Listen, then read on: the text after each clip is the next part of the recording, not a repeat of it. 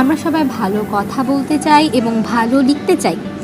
ভালো কথা এবং ভালো লেখা এগুলোকে বলা হয় কমিউনিকেশনের প্রোডাক্টিভ স্কিল। আমাদের প্রোডাক্টিভ স্কিল তখনই ভালো হবে যখন আমাদের রিসেপটিভ স্কিলগুলো ভালো হবে। রিসেপটিভ স্কিল কোনগুলো? লিসেনিং এবং রিডিং।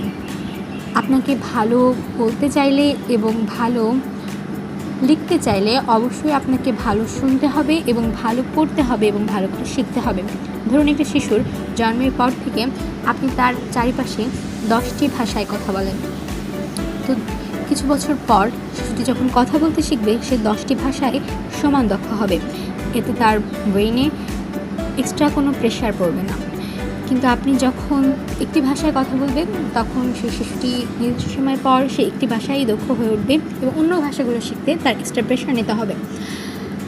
কিংবা আপনি যদি একটি শিশু জন্মের পর তার আশেপাশে কোনো কথাই না বলেন 10 বছর পর্যন্ত, তাহলে 10 বছর পর্যন্ত সে কোনো ভাষাই শিখবে না। সো আমাদেরকে প্রোডাক্টিভ স্কিলগুলো ভালো করতে চাইলে অবশ্যই রিসেপটিভ স্কিলগুলো ভালো করতে হবে।